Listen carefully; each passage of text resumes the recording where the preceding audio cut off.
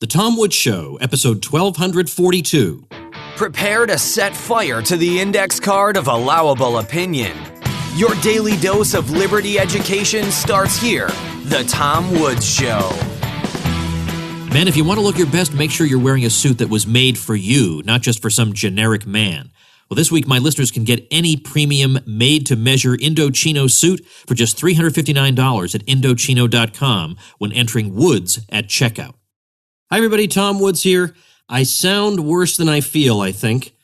I'm getting better. I'm able to sit here and talk to you folks once again. I mean, for heaven's sake, at some point, I've got to resume the show, right? That's just got to happen. So today is as good a day as any. And I've got one of these crazy anti-libertarian things that comes out once in a while. I mean, whether it's Salon or Slate or the Washington Post or wherever, it's the same old stuff rehashed over and over, sometimes with slightly different take. But I realized I haven't done one of these in a while. I used to do this somewhat regularly. I would take some attack on libertarianism and go through it and point by point and respond, and I would have fun doing that. And I haven't done that in a while. And in my supporting listeners group, which you can join through supportinglisteners.com, somebody posted a video from something called AJ Plus, which is actually an Al Jazeera network that actually has a really, really substantial reach. They get a lot of views on their videos. And this video is from their News Broke segment, and it features a comedian named Matt Lieb, L-I-E-B, and it's on the religion of libertarianism. You don't even need to click on play, do you? You already know what they're going to say. We worship the free market and this and that.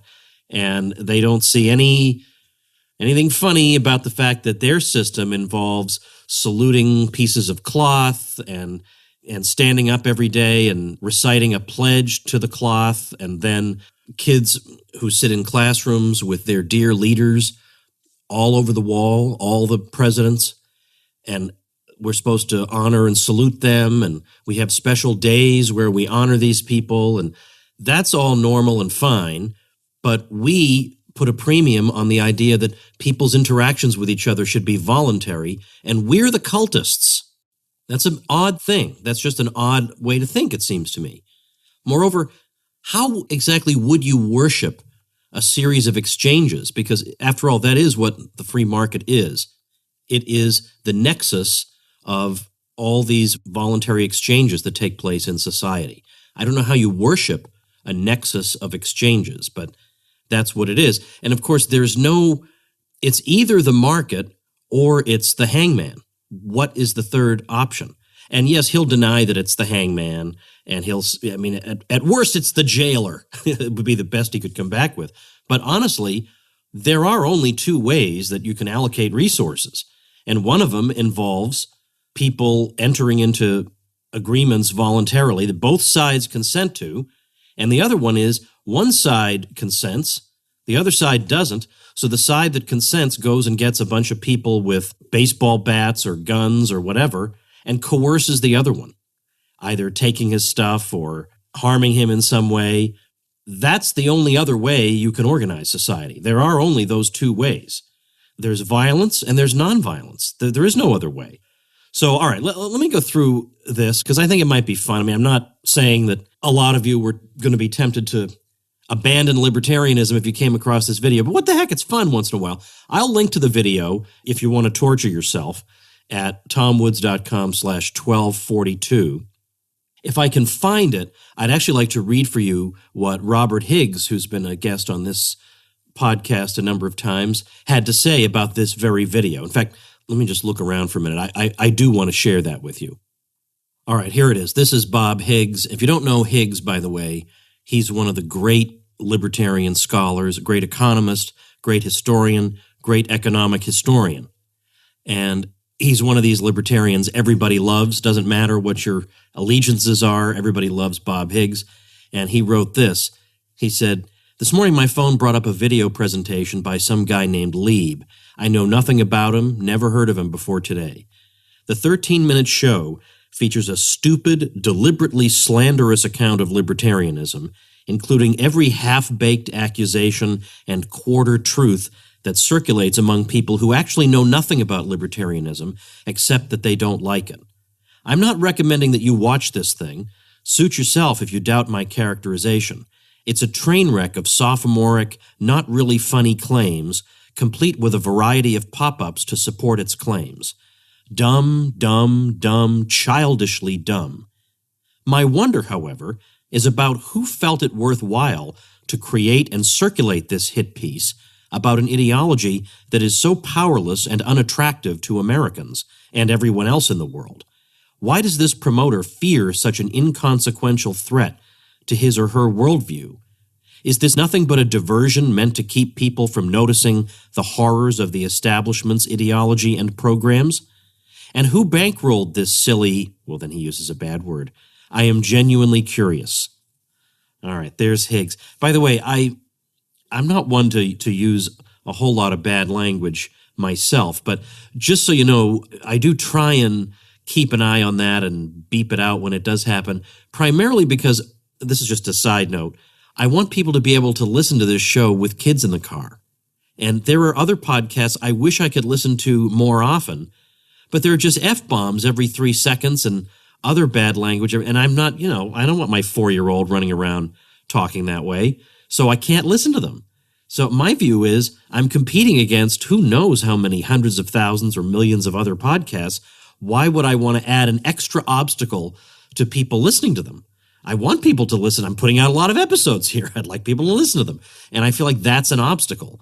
Look, we'll talk about crazy, weird stuff. We'll talk about what if Martians landed on the moon and there were Earthlings up there building a space station and who would have the right to do what and whatever. We'll talk about crazy things that maybe your kids will roll their eyes at, but it won't be stuff where you'll say, oh my goodness, I got to cover their ears. So that's what I pledge to you. If that's not the case, I'll let you know right at the beginning. I'll say this topic probably you don't want the kids listening to. All right, let's get back to this.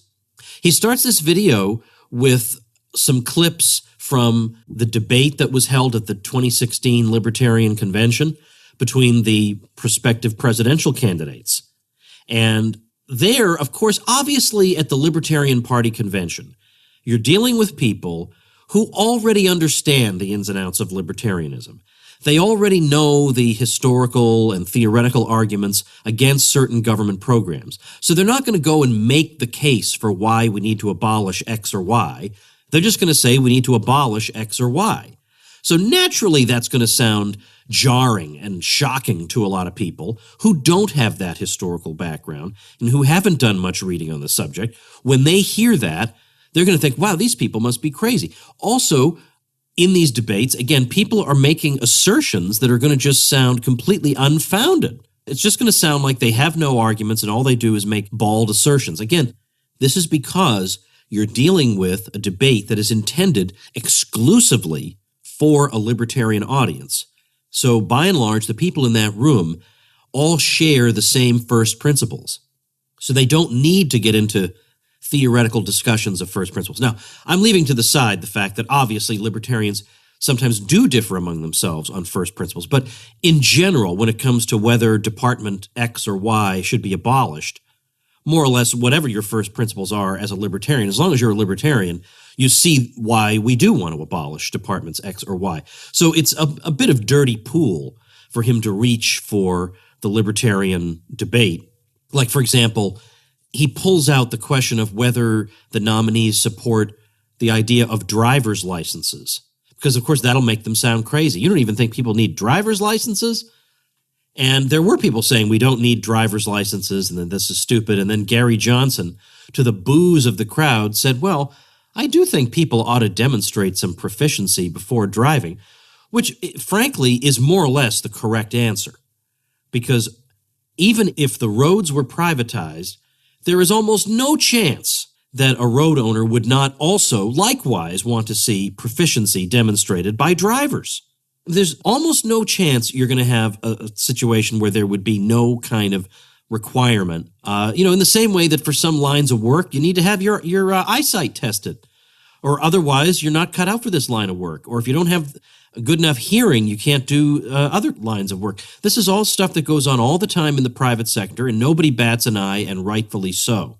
So if you wanted to give an answer that wouldn't shock people quite as much, I think you would say, well, it really boils down to who's operating the roads. And whoever's operating the roads gets to lay down what the laws are, what the rules are. The same way that you lay down the law in your own house. Somebody comes to visit you, you have the right to tell them they can't get drunk and abuse you while they're visiting you. They don't have the right to harangue you. They don't have whatever. You make the rules. Well, likewise, so does the road owner, and it seems likely that in almost any scenario of roads that we would have, there would be some kind of system to ascertain the driving skill of the people who would be on that road. Okay, so that problem is solved. That big pressing problem that we're all worried about. Then our friend goes on to say, their ideology is more influential and dangerous than you probably realize. Influential? Really? I mean, I'd love to believe that. Believe me, I would love to believe that we're influential. I just don't see it. I mean, unless you're defining, Newt Gingrich as a libertarian, I'm not seeing it. I don't see that there's a whole lot of libertarian discussion going on. When I look at the size of the U.S. budget, when I see how much that budget increases during presidential administrations that claim to care about limited government, and then the budget just goes up and up and up. I'm not viewing this as, oh my gosh, we're on the verge of anarcho-capitalism by tomorrow afternoon. I don't see it.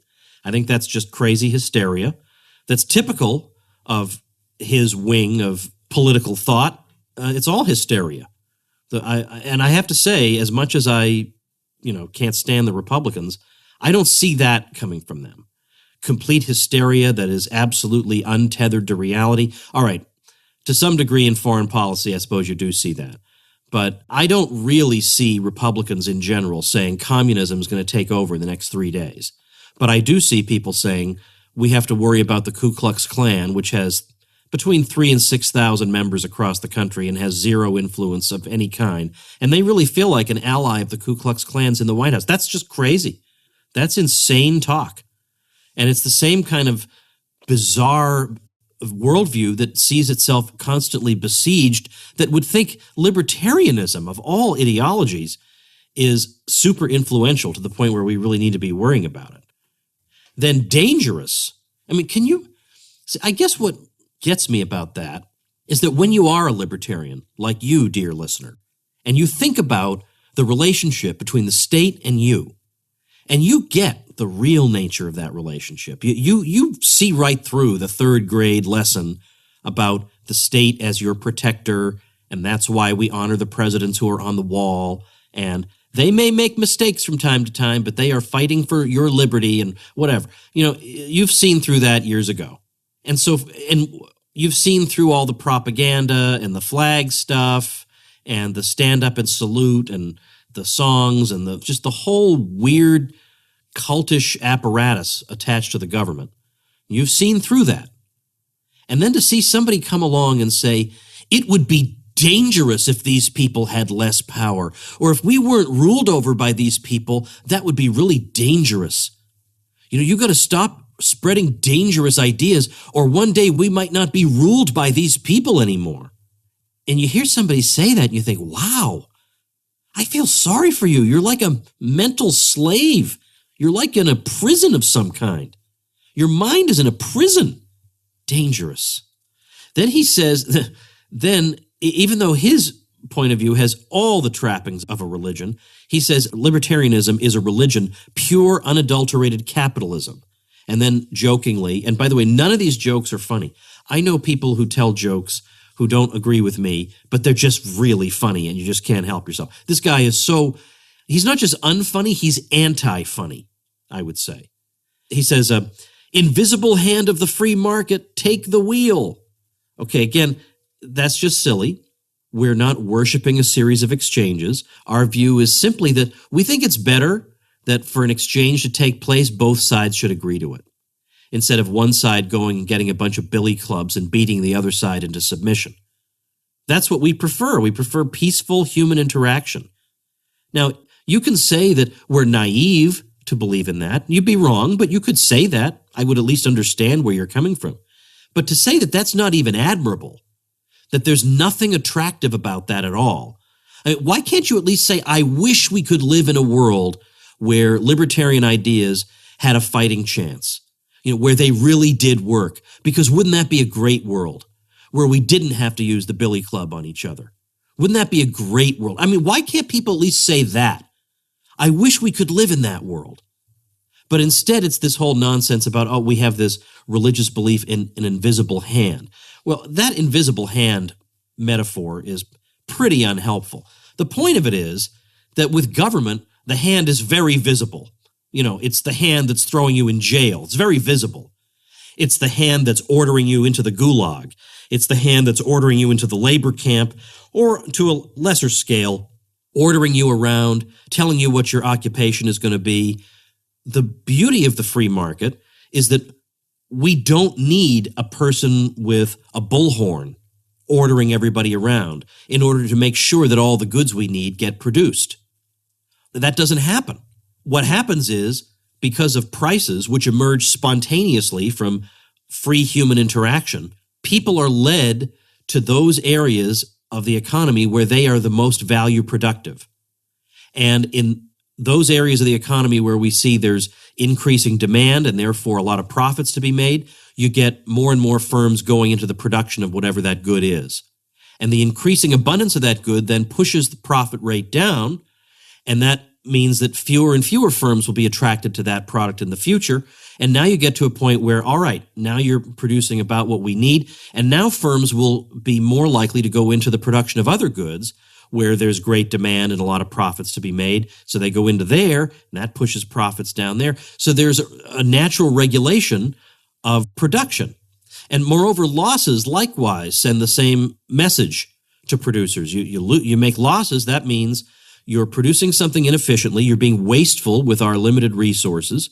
This is a way of making sure that that waste does not persist indefinitely.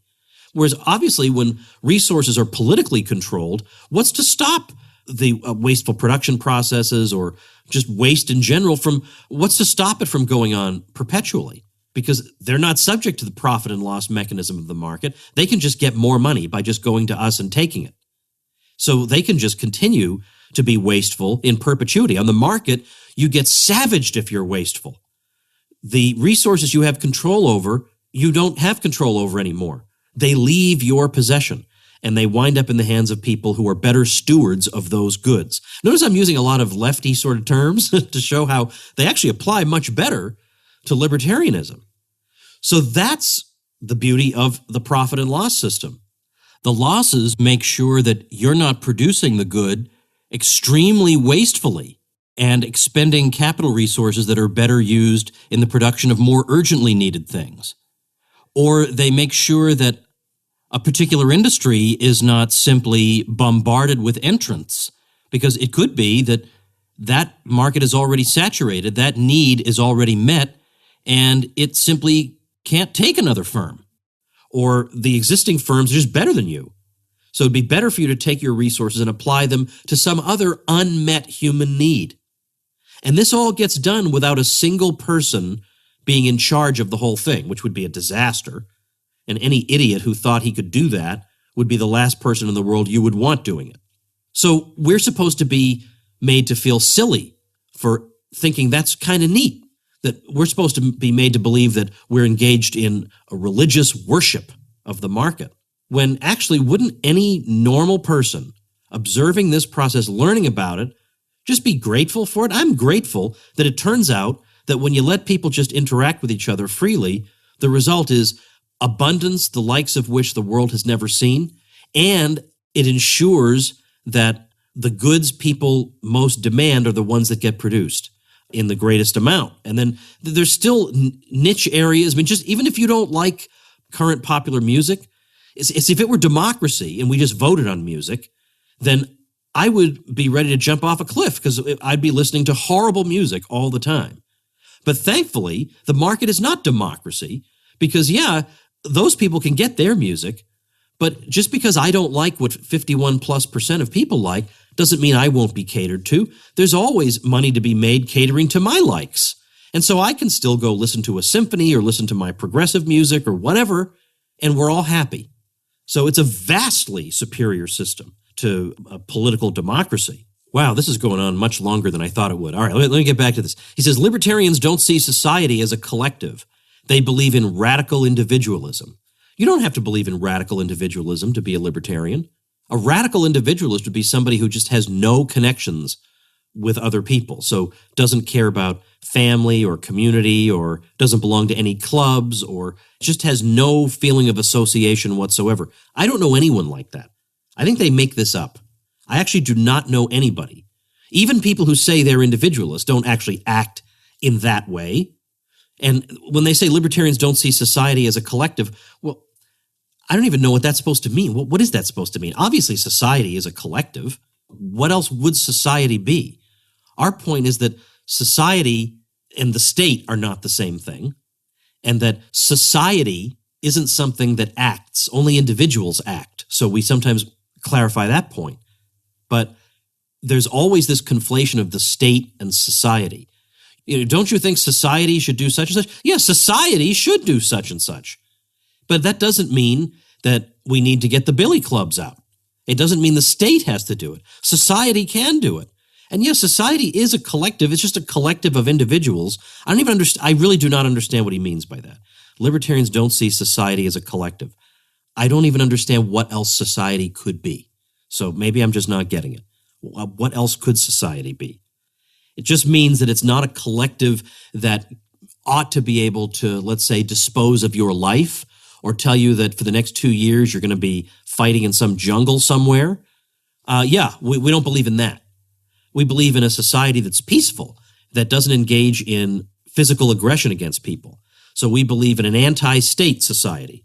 And again, I don't see what's so unattractive about that. It could be. It's theoretically possible that such a society is not feasible. It wouldn't work in practice. I don't think that's the case, but I could imagine why somebody would believe that. But again, why wouldn't you say, but I sure wish we could have that kind of society. Wouldn't it be nice if we could have a society where nobody had to force anybody to do anything? Wouldn't that be great? Why can't they at least acknowledge the attractiveness of the vision? I don't get that. Maybe because they don't find the vision attractive. I don't know. Then he says, taxation isn't theft. And then he jokes, look, instead of taking your television away, they take your trash away. So they're saying, see, it's not theft. Now, I guess I'm not being fair. He's a comedian. He's trying to be funny. But if you're that unfunny, then I'm just going to critique you like you were a regular commentator. Instead of taking your television away, they take your trash away. So they're saying that it's not theft if once you take the stuff, you then provide people with a service. So if the thief takes your TV, but then comes back and mows your lawn, what should you just call it even? I already have somebody mowing my lawn. I like to mow my own lawn, let's say. Or in terms of trash, I can hire a private company to take my trash away.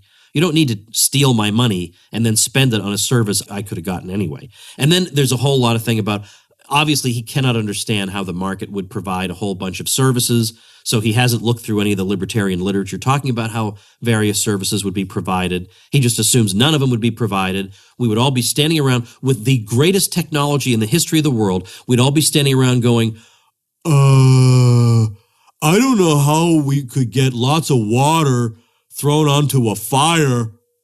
Really? You think that would stump us? We'd really be stumped? Or, gee, let's see, we've got... you could just list all the technological marvels that we enjoy throughout almost every moment of every day. But doggone it, how would we ever lay down some tar and paint lines on it? I'm pretty sure we'd figure that one out. I can think of a number of ways we could do that. And I don't even have to read Walter Block's whole book on the subject. And I have a funny feeling Matt Lieb doesn't even know who Walter Block is. That's a funny feeling I have. All right, before I go on, let me say a word of thanks to my friends at Indochino. Indochino, as you know, is an amazing made-to-measure menswear company. They can get you a suit that fits you perfectly. You're going to look great. Because when you just buy a suit off the rack, yeah, they can tailor it a little bit, but it wasn't made for you. It was made for like a generic person. But you're not a generic person, right? You're you.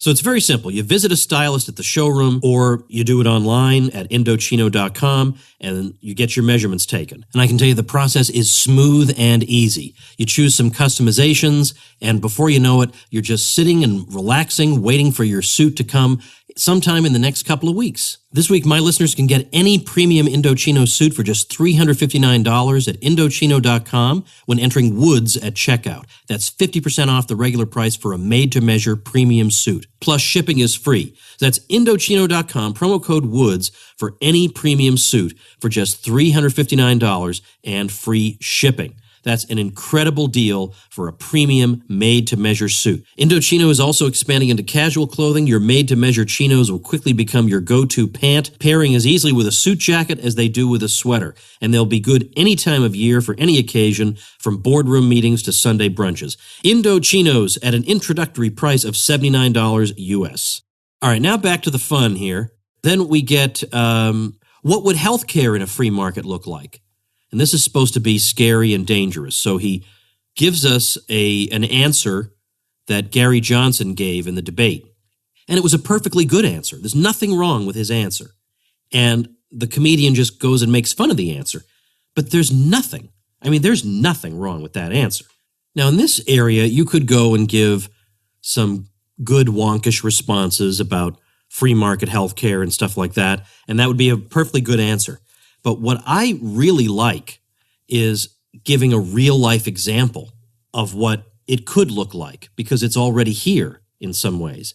And by that I mean the testimony of Dr. Josh Umber on one of, I think, the most important episodes of this podcast is extremely effective. And I included it in my Bernie Sanders is Wrong book. Let me just give you an excerpt, because I made a transcript of this episode. This is Dr. Josh Umber. He has a subscription service, medical practice, and he says, here's how he describes it. He says, it's a flat rate per month based on age, just like a gym membership. And for that membership, you get unlimited home visits, work visits, office visits, technology visits, like email, cell phone, texting, Twitter, Facebook, Skype, basically whatever we want, because now we're not limited to what insurance will allow or pay for, because he's not involved in government or third-party insurance. He says, then we have no copays in our office. Any procedure we can do in the office is included free of charge because that's what the membership is covering, just like any equipment in the gym is included at the base membership price. So stitches, biopsies, joint injections, ultrasounds, bone scans, lung scans, urine testing, strep throat testing, minor surgical procedures, all included for free. Then something else we do that makes us very unique and valuable is wholesale medications, labs, imaging, and pathology. We had a perfect example recently. We ordered some blood work. We have our negotiated cash discounts of usually 95%, and a patient's blood work was accidentally billed through the insurance rate because of a computer mistake at the lab. The price that they were quoted was $1,028. We ran that back through our system, and it cost $39, a 97% savings just by cutting out the middleman. And it's an amazing opportunity. It's far past the 10x improvement that most entrepreneurs are looking for. And then he just goes on and on and on. He says, we can do the same things with medications. We outcompete the Walmarts, the CVSs, the Targets of the world, because we have a different business model. We can dispense medications in Kansas just like a pharmacist. 44 states allow physicians to function like this. And so I can order the medications wholesale from the same places the pharmacies do, but I can get 1,000 blood pressure pills for $8.33. Even after my 10% markup, they're under a penny a pill. Walmart would literally have to give them away to outcompete us. And if they do, great, we still win. It's not a value that's a revenue generator for us. We're adding to the value of the membership, very Costco-esque. So we could drastically reduce the cost of people's healthcare by 80 to 90%. And then he just goes on and on and on. Now, that's even in the context of our current system. He's able to do that. That goes, I think, just so much farther than trying to make theoretical arguments about, well, if we had competition across state lines and insurance premiums would be lower. They probably would. But wow, that's a testimony of an actual doctor doing an actual thing in this here country right now. Hard to beat that. And then Lieb becomes contemptuous of the idea that we might actually help each other voluntarily. It's apparently self-evident that this is ridiculous. Ah, ha, ha, ha. Ah, yeah, like we'll just help each other out. Okay, so in other words, he's saying my fellow human beings aren't nearly as good as I am, which is more or less what he's saying. Most people are not as good as I am. Of course, I'd love to know how much he gives. I find most of these people are always imagining other people doing the giving. Oh, they're really generous. They think people should have this, this, this, and this. Well, how much are they donating? Well, I mean, I can't afford to give it. Oh, okay. That's what I thought. Whereas compare you to 99% of the human race, you are in the 1%, right? And you are in the 1% globally, and you still say you can't afford to donate anything? Yeah, you sound really generous. All right. So that's a whole other, I mean, sometimes we've done some episodes on what would you do for the poor. So I'm just going to move on, but I've got some stuff on that. TomWoods.com/episodes is your best friend, by the way, because that lists all of them. They're all there. Then he says, we don't need regulations. He's being sarcastic, obviously, because companies will be ethical anyway. All right. Well, I don't think I've actually believed that. There would, in a libertarian society, still be, legal liability. I mean, you can't just be fraudulent, and you can't harm people, and you can't knowingly give them poison and all that. That's just normal common law stuff. So no problem there. Our critique is that regulation, first of all, tends to be produced in greater amounts than is optimal, because the people proposing it are not the ones who bear the cost. When that's the case, you tend to produce more of something than is optimal. But also, there's no way to know how much is optimal, because obviously this is arbitrary. So the way Bob Murphy helps us to think about regulation, and by the way, there's also been regulation that's made things much worse, and that's certainly true of the financial crisis, and I've got a little bit of discussion of that. There was bad regulation that led to a number of problems. It wasn't that there was no regulation. That's certainly, the banking sector is the most regulated sector. Okay, that's the idea that there's no regulation is preposterous. In fact, I have an ebook coming out in the relatively near future called The Deregulation Boogeyman, that just in a short space takes you through the arguments against why it's supposedly the fault of deregulation that we had the financial crisis of 2008. Anyway, the way Bob Murphy I believe it's in his work, Chaos Theory, helps us think through things like this, would be, suppose you have an airline. Now, the airline obviously, presumably doesn't just want to kill all its passengers. We get that. Everybody gets that. But for most people, they feel like that's not quite enough of a guarantee of safety. So we would like to have some kind of inspections of their planes. But here's the thing. There are a lot of arbitrary ways to do that. I mean, we could have their planes fully inspected every 15 minutes, which would make it impossible for them to run their operation, or we could have it done every 15 centuries, which would obviously be not enough. So how do you know what would be optimal, given all the different factors and concerns going into this? And Bob says, well, think about it this way. The airline needs insurance, liability insurance. It needs insurance of various kinds. The insurer has an incentive to make sure that airline has reliable airplanes. Why does the insurance company have an incentive to make sure they have reliable airplanes? So they don't have to pay out claims, you see? An insurance company actually has a financial interest in making sure those airplanes are safe. So the insurance company would therefore have an interest in saying, look, here's your premium, but this premium includes surprise inspections by our specialists and whatever on dates of our choosing and whatever it is. And then they decide on some kind of premium. And so the premium can't be so high that nobody could possibly afford it. And that would be the kind of premium where basically there's no regulation going on at all. They'd have to pay a premium that nobody could pay. At the same time, you wouldn't want just a $10 premium, because then the insurance companies wouldn't be able to pay out when there are problems. So you wind up with a premium that balances out all the concerns of society. And it's a non-arbitrary number. All right. Then we get a discussion of the 1964 Civil Rights Act. I'm dignifying it by saying it's a discussion. It's not really. It's not a discussion. He just brings it up. And he says, this just goes to show libertarians think property rights are more important than civil rights. Well, yeah, you know what? Let's just say it. They are. They are. How could it be otherwise?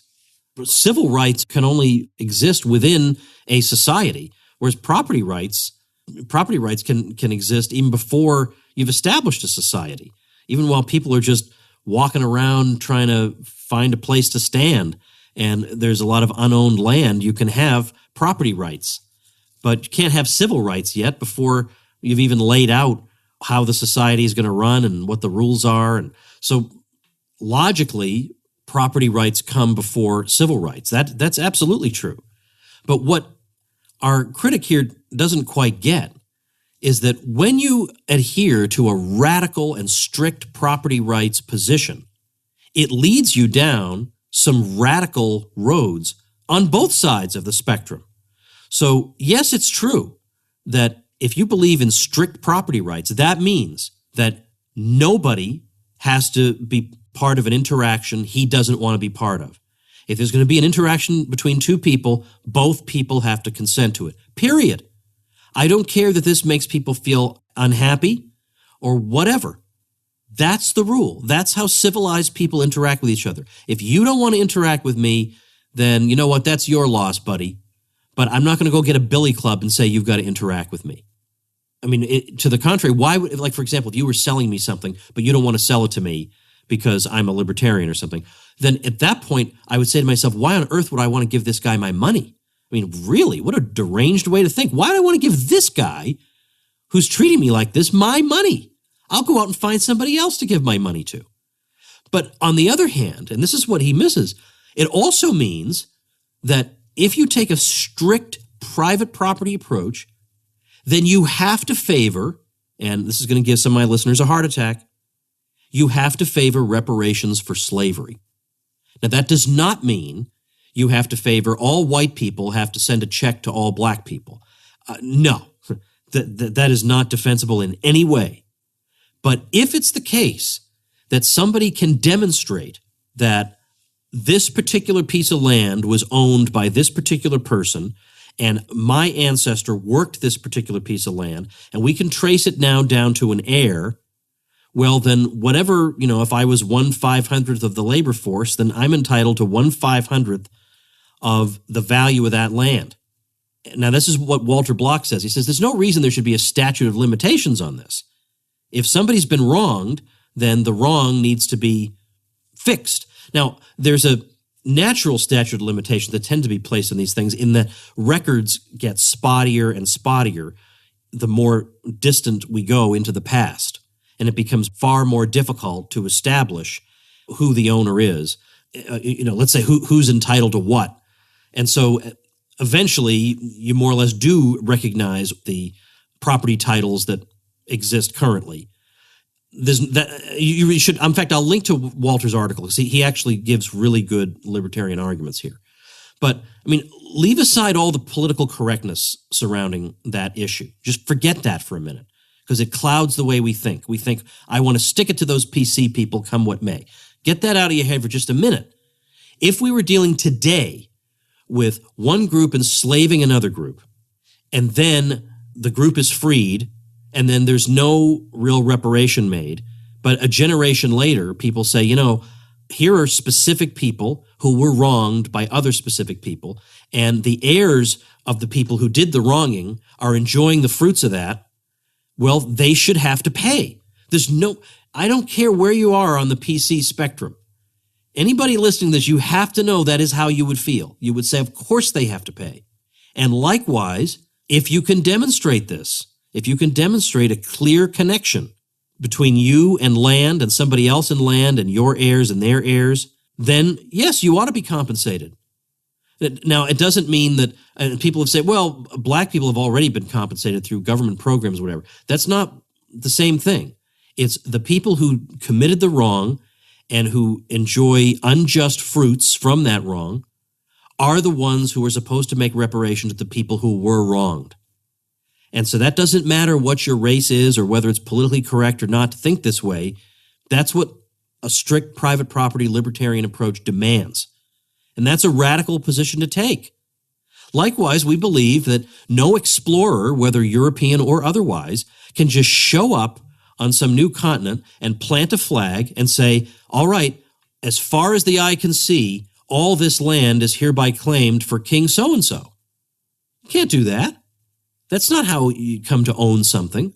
There are certain rules and norms about how property comes to be owned by somebody, and one of them sure as heck ain't planting some flag in the ground. So, yeah, private property takes us down some radical roads, and they're roads that, half the population doesn't like half of what we say about them, and half the population doesn't like the other half. And then you guys are like, we're like the 00 on the roulette wheel. We're that tiny little fraction that says, you know what, I can go along with both of these. All right, let me start wrapping things up. He says libertarianism is very popular with the very rich. That's just not true. He gives like 3 or 4 examples. Okay, I give 3 or 4 examples of anything, basically, right? Libertarianism is very popular with the very rich. Well, just think of your own personal experience. How about most of the libertarians you know? Are they fantastically rich? I think most of them are middle class, just doing the best they can. You assume that they're very rich because you don't understand libertarianism. You think it's all about the privileges of the rich. You don't understand. It's about believing in large-scale social cooperation, which is what the market is. And it has nothing to do with we're going to favor the rich per se. And moreover, I mean, as I've said repeatedly, the rich generally don't want to rock the boat. They want stability. They have the most to lose by any radical new ideas gone wrong. So generally, libertarianism does not hold particular attraction for the rich, which is why the Libertarian Party doesn't get the kinds of donations you would think they would get if the super rich really were interested in libertarianism. You see? So there's that. I mean, if the 1% has really been as successful in oppressing the rest of us as we're told that it has, then surely it would be an easy thing for it to elevate the Libertarian Party into national competitiveness. And yet somehow it's been stymied in doing that? Well, something screwy about that story, isn't it? Then also think about who in 2012, who was the candidate with the greatest amount of Goldman Sachs donations? Well, that was Obama. That was Obama. Now, we're not supposed to think that because the Democrats are the party of the downtrodden. So we can't actually tell people about this Goldman Sachs statistic. How about the candidate who had more Goldman Sachs donations than all other candidates in all other races all over the country combined, also Obama? Well, that kind of throws a monkey wrench into this little comic book version of current events, doesn't it? So, yeah. Then we get, oh my gosh, they would abolish the Department of Education. Ask somebody at random, what do you think the Department of Education does? I guarantee you they haven't got the slightest idea. They have no idea what this thing does, but they're sure that we need it. Isn't that weird? They have no idea what it is, but they're sure we need it. Well, when it was created under Jimmy Carter, so you're telling me we had no good education in America before the 1970s? Really? When it was created, actually, the Washington Post editorialized against it, and the American Federation of Teachers came out against it because they said it would just add another layer of bureaucracy, and that was not certainly the problem with America's schools, a lack of bureaucracy. How about that? And if you get rid of the Department of Education, that just means that education gets transferred down to where it ought to have been in the first place, states, localities, parents, towns, whatever. Is that really so unthinkable that, I mean, basically what you're saying, and I've said this before, but it's really important, what you're saying when you're appalled that the Department of Education might be abolished is that you think people are too stupid to run their own schools. Because that's all that would mean, is that instead of some bureaucrat in Washington dictating things, people would go back to running their own schools. So if your view is people are too stupid to run their own schools, just come out and say that, okay? Have the guts to say that. He says, finally, I'll just note, he says something about Rand Paul, and he says Rand Paul, he tries to say that, these libertarians, they're fiscally conservative but socially liberal.